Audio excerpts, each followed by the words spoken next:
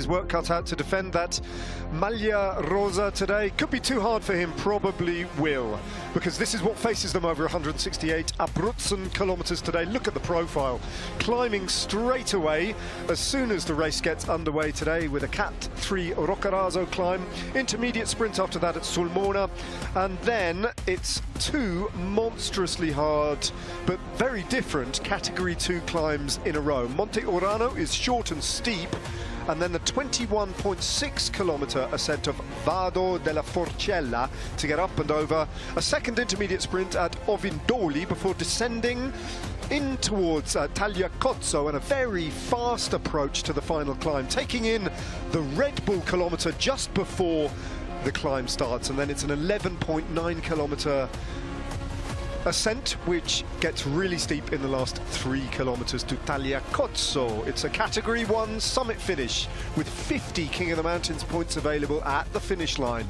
All sorts of possibilities today. Could be a breakaway. There'll almost certainly be a big fight to get. So Podom and Tarozzi have got across to the front. Paul Double has been dropped.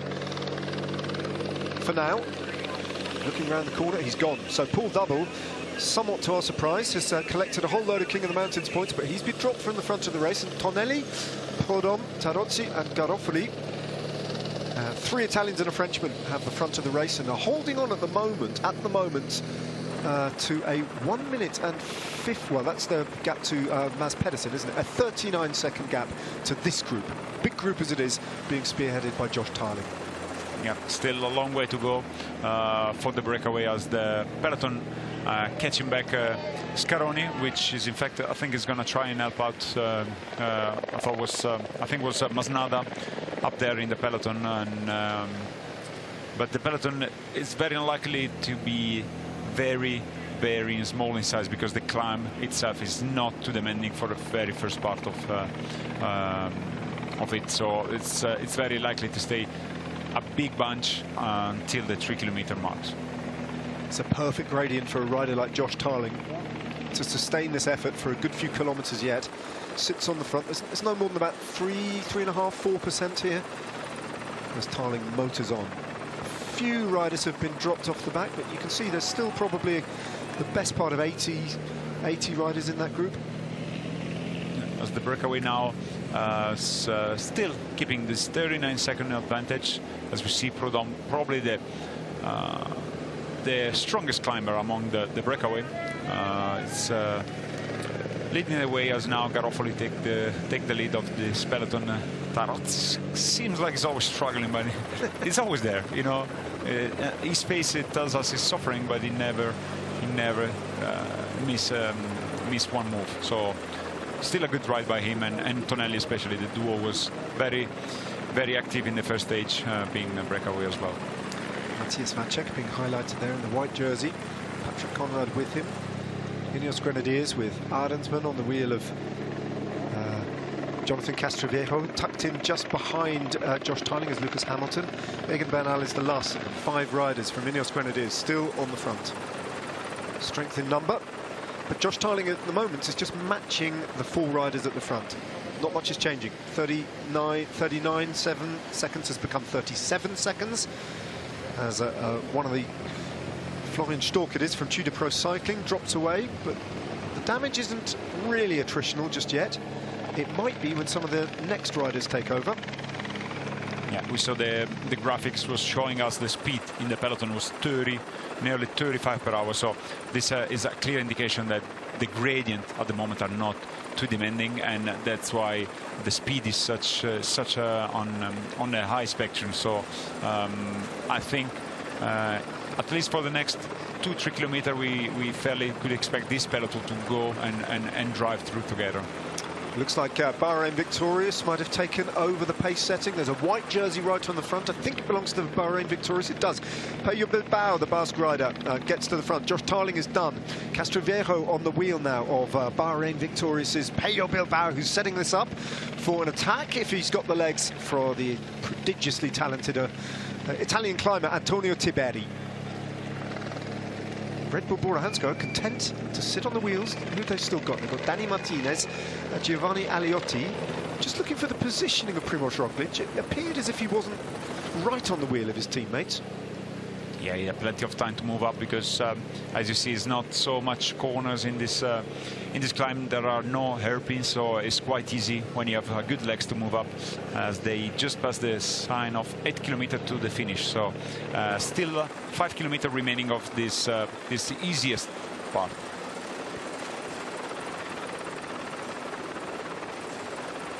So Pello Bilbao might be making a little bit of a difference now to the size of this group as they start to sweep up some of the breakaway riders. Paul Double and Gijs Leemreize. Double, who will reflect on a day off the front where he's picked up enough King of the Mountains points to move into contention in that competition, even if today he's not going to take the jersey.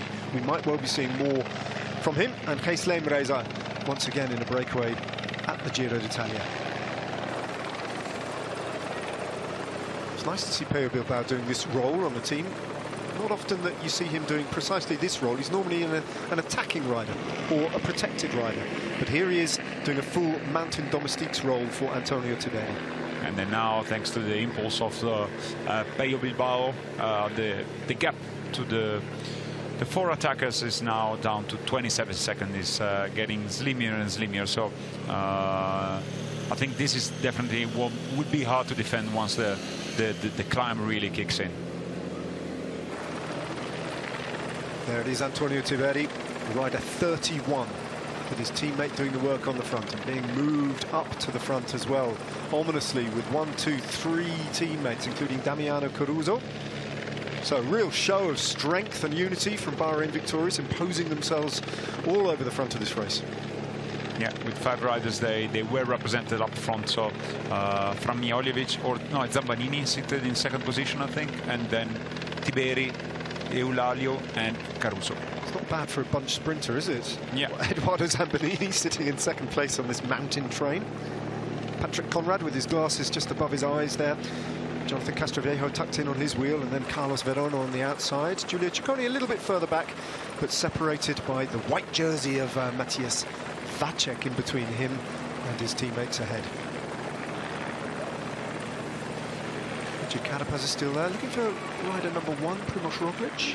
He was buried in the hearts towards the front, but not right at the front, and looking very confident. I think that's a smart way to race. You know, this, you know, it's a climb. It's in this part where slipstream is vital because you know, the speed is very high. So if you can sit in the belly without you know, hampering your performance, it's all energy saved for what it looks like to me like a very fast last 3 kilometers. Is going to be almost like a sprint for the GC contenders. There's Juan Ayuso, a little bit exposed to what wind there is on the left-hand side of the road, but big, wide roads, beautiful road surface here. As Lidl Trek now hit the front, along with Pello Bilbao, who's still riding on the front and Bahrain Victorious. So Conrad and Bilbao setting the pace, with Tratnik moving up on the left-hand side of the road, Danny Martinez on his wheel. And there's Roglic. Just a little glimpse of him behind the taller figure of Damien Housen of Q36.5. Now again, the graphic shows us the speed, 33, 34 kilometers per hour, so a very fast uphill rhythm by Pello Bilbao as they're getting closer and closer to the breakaway. Now the gaps is pretty much stable. It's now 24 seconds according to graphics, 200 meters. The advantage of the 4-member. It's not going to be enough to holding off the peloton in this last 6 kilometers.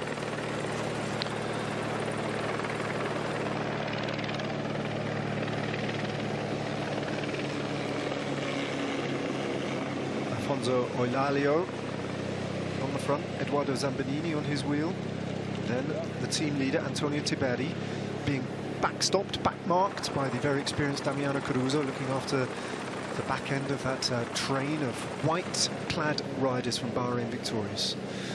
These 4 riders still doing a good job of hanging on to their 20-second advantage. The odds heavily stacked against them, but they're pushing on to see how deep they can go into this stage. And the junior riders from this group, Tarozzi and Tonelli, have emerged as 2 of the strongest in that 7-rider group. Yeah. And now we're back with the images over the peloton led by Bahrain Victorious. They're doing an amazing job. So I guess Tiberi must be feeling very good and very confident towards the very last part of this climb, which we're getting closer to the steepest section, and all looks to me that we're going to have fireworks from the GC contenders. Well, if they stay on the front, they're going to have to play this very carefully, Bahrain victorious. Eulalio looks to me like he's probably not got too much left to go. He's going very deep here, real injection of pace. Look how quickly he's taken time on the front of the race. Only down to 10 seconds now, because Eulalio has started to really motor. Yeah, now the junction is about to be made, as you see, with a couple of pedal strokes. The gap went down quite fast, and now they're almost about to do the catch to the breakaway, and it's game over for the breakaway for today. Looks to me like Eulalio might make that his finishing line, getting onto the wheel of these riders and actually catching the break. And after that, Edoardo Zambanini will probably do a relatively short but relatively explosive turn on the front. There we go. Eulalio brings it back. So Bahrain victorious, catching the breakaway and moving, sweeping past them. Here they come, the white trains, still imposing themselves. They've been on the front for a couple of kilometres now. Primož Roglic around about 20 places back at the moment, just biding his time. Still got teammates heavily represented for Red Bull Hansgrohe. Little Trek have still got 4 riders in the play. Carlos Verona, Patrick Conrad, Matthias Vacek and Giulio Ciccone. Ineos Grenadiers still with Jonathan Castroviejo, Timo Arnsman and Egan Bernal.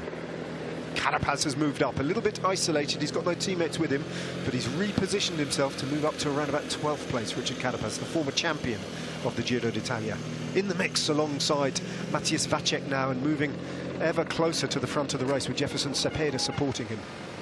It seems to me this is a climb where rather than rider detaching from the front, is like they're losing pieces kilometer after kilometer. Now the peloton is get slimmer and slimmer as the kilometer goes by, and we're now 1.4 kilometer from this gentle left turn, which is going to bring the peloton to the hardest slopes of this climb. We see Bardet still in the mix after the crash. He's looking like he was suffering, but he's still there, holding on in this peloton, which count, I think, like 40 riders more or less.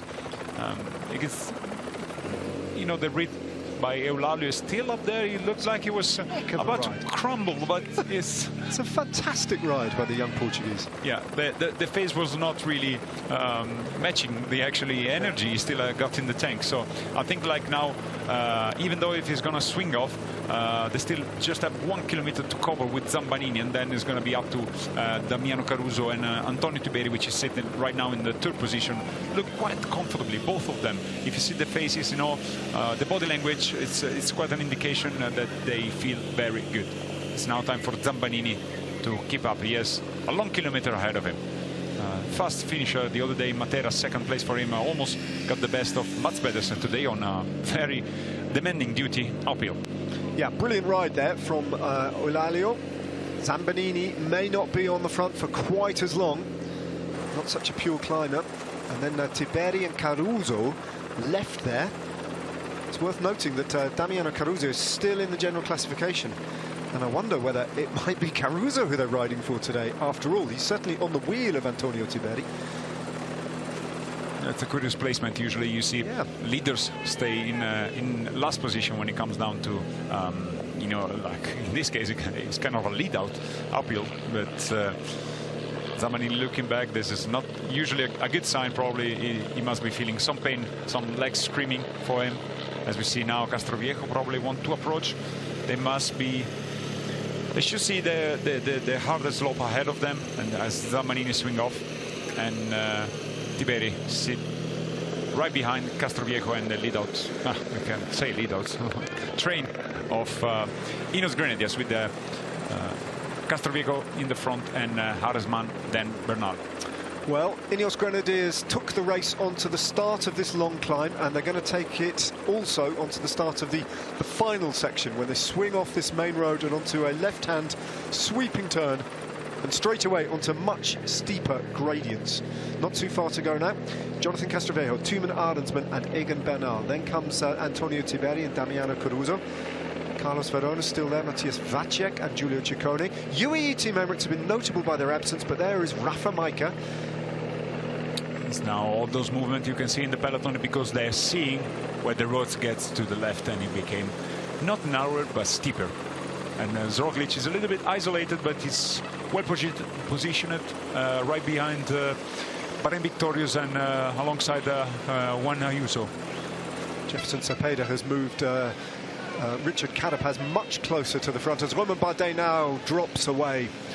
He crashed earlier, he was piloted back in, but before the steep climbs, this is Romain Bardet signing off in the general classification. And that's it, that's the end of his challenge. As Carlos Verona picks it up now for Matthias Vacek and Giulio Ciccone.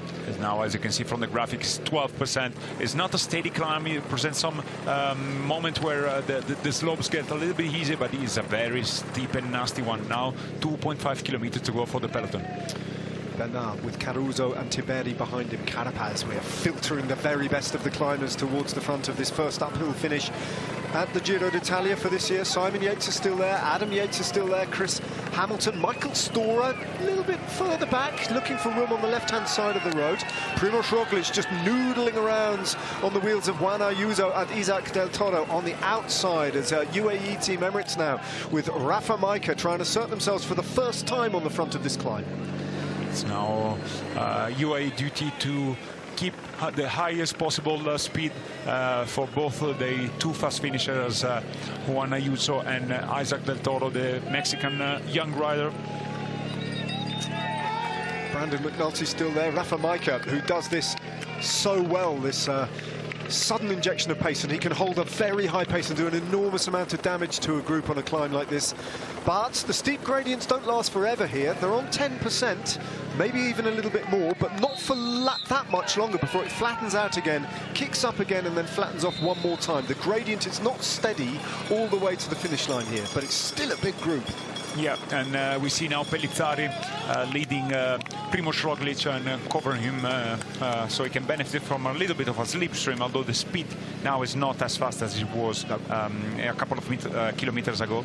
Del Toro moving up on the outside, almost up alongside Primož Roglic now, or onto his wheel. Isaac Del Toro manoeuvring himself right into position on the wheel of Rafa Majka. So are they setting it up for the young Mexican there, out of the saddle, tall figure, now locked into the wheel of Brandon McNulty as UAE Team Emirates really assert themselves. 1.8 kilometers to go. Roglic, wary of Del Toro, slips onto his wheel alongside Egan Bernal. Still, Matthias Vacek is still present. You can see on his side, to the right, is Michael Storer. Fortunato still holding on, quite surprising. David Gaudu even injured, but just about holding on to the coattails of this very select group. There's David Gaudu and Lorenzo Fortunato. Ahead of him, Tom Pidcock, Chris Harper, and Simon Yates as well. Simon Yates, Adam Yates. All the contenders we were expecting, except for Romain Bardet was caught up in a crash earlier on in this stage. They're all there. Nobody is missing from this. As Pellizzari is calling Roglic to follow him. So Primož Roglic just tucked in on the wheel of Richard Carapaz and the UAE Team Emirates train. Now, the gradient, the worst gradients, you can see the bits that are in the background there, they're just slackening off, and it levels out a bit here before it climbs up again inside the final kilometre. A little bit of respite from the gradient as Matthias Vacek uses that moment just to bring Giulio Ciccone closer to the front.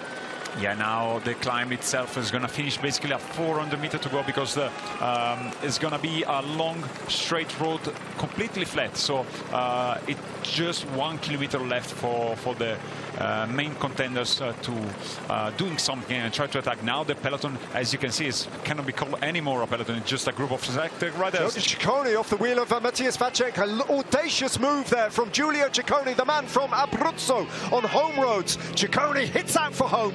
1.3 kilometers to go, and that explodes the race. The first really dynamic big attack from one of the big players. Bernal then with Antonio Tiberi on his wheel, and Michael Storer shuts the gap down, and Roglic is a little bit down that line in around about 8th place, hasn't reacted yet. He's still got Pellizzari with him. Storer looks pretty comfortable with the pace as Pellizzari is looking around to see where Primož Roglic is.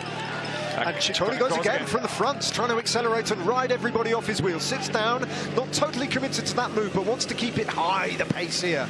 A shake of the head, Ciccone now. 1.1 kilometers to go. That's the Flamme Rouge ahead. This is the whittled down group. Right at the back, there's Adam Yates and Tooman Adamsman. Tom Pidcock is still there. Brandon McNulty, Chris Harper, Aino Rubio, Marco Frigo, Simon Yates, Vacek is there. Caruso, Tiberi, Stora, they're all still there. Ciccone then, just dropping back onto the wheel of Egan Bernal now. Who's going to pick it up? Max Poole on the front, the tall man from Picnic Postenel. Arensman winding up perhaps for a long attack here on the outside. The Dutchman gets onto the front maybe to set the pace for Bernal as they stall and settle in again. That's a group of some 20 riders. Yeah, still a lot of tactics going on. Just Ciccone was the only one daring to do something and try to scramble things, as everybody's happy to roll through at the moment. Like Roglic is in prime position to launch an attack, but as for now, only Ciccone was daring doing something, as they're now into the last kilometer. Just 500 meters of climb to be approached, and then it's going to be pretty much flat. Are we going to witness a sprint among the GC contenders? It looks that way. These are the last really steep sections, and Arensman is stringing it out a little bit here. So we're going to have a big group sprint of climbers. This is going to be wildly unpredictable. Who's got the kick? We know about Roglic's finishing speed, but there are a number of riders who fancy their chances here. What about Isaac Del Toro? What about Pidcock if he can get himself closer to the front? But at the moment, it's Bernal himself who's got a good sprint. And Bernal goes now. 800 meters to go. Egan Bernal attacking with Isaac Del Toro on his wheel. Giulio Ciccone following. And Roglic is right out of contention and dropping away. Roglic isn't going to win from there, I don't think.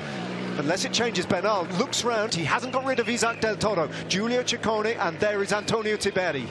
Isaac Del Toro is in prime position to win, as Roglic is drifting a little bit at the back. Didn't look like he was the best of his legs. Now, for what it seems, is Ayuso ready to go. Roglic goes on the attack. Roglic is not out of contention, but he's right down in around about 10th place. Del Toro trying to shake off Egan Bernal, and Del Toro almost riding clear of the Colombian. 500 meters to go, though. That is it. The climbing is pretty much done. The road is going to flatten out. Bernal doggedly sticking to the wheel of the Mexican. Ciccone on his wheel. As Ayuso still leading the way up, as Bernal is screening things. I don't think he quite tapped the legs. Oh, he's prized him clear. Juan Ayuso now has gone clear. Ayuso motoring clear of the field. Juan Ayuso of UAE Team Emirates bursts into life at the Giro d'Italia. An explosive acceleration. He's going to take the win, and he's going to win with a big gap. That is hugely impressive from Juan Ayuso. What a statement he's made here.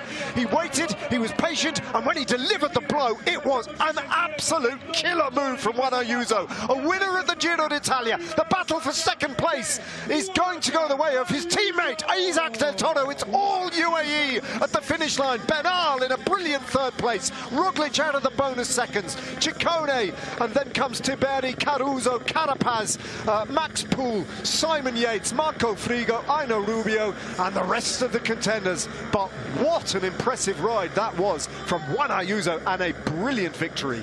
Yeah, Juan Ayuso noticed that Roglic was drifting back a little bit. He decided it was time to give it a go, and he dropped from the wheel Bernal, and it is a 1-2 for UAE Team Emirates.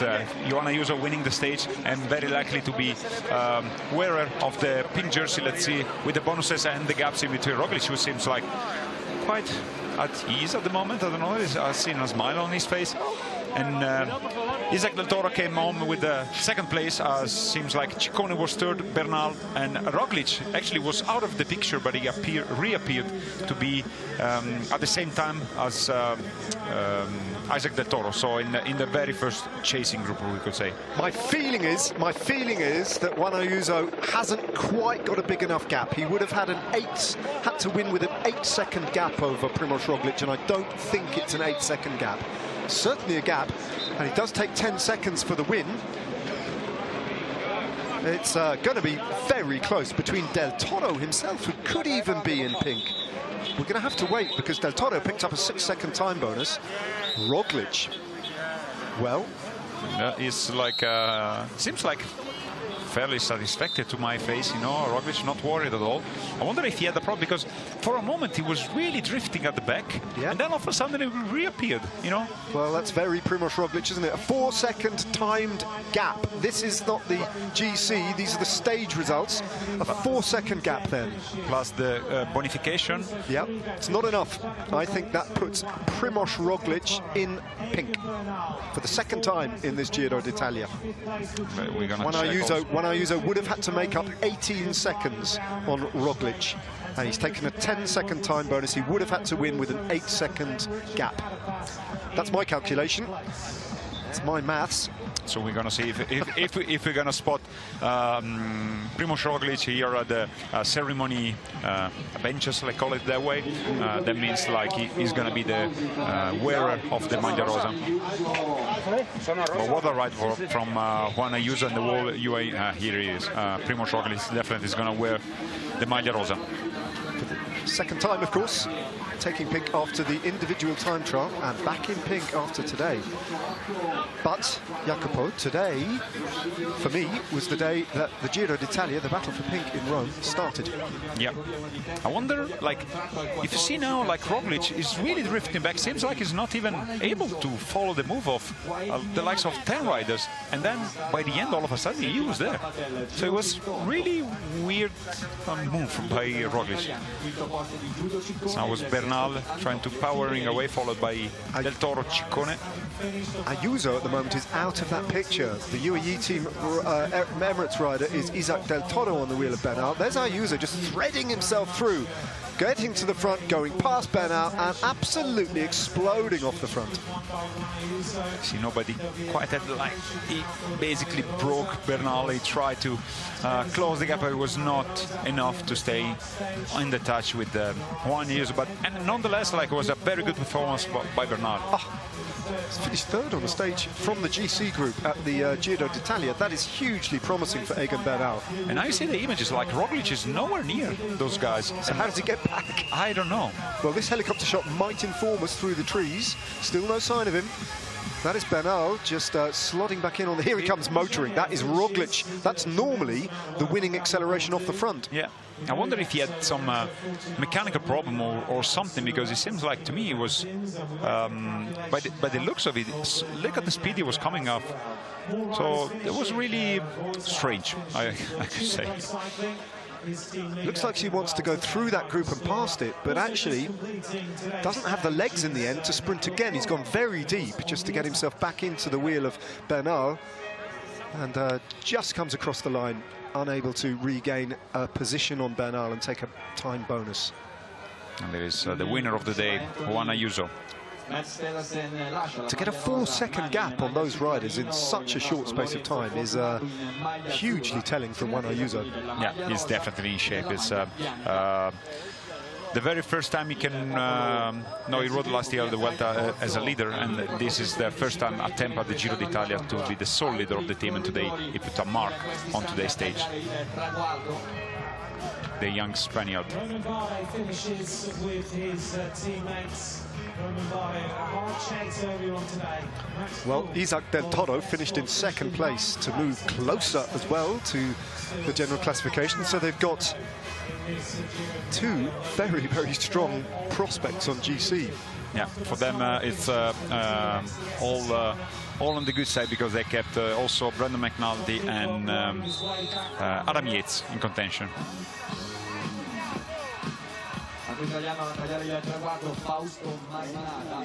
Well,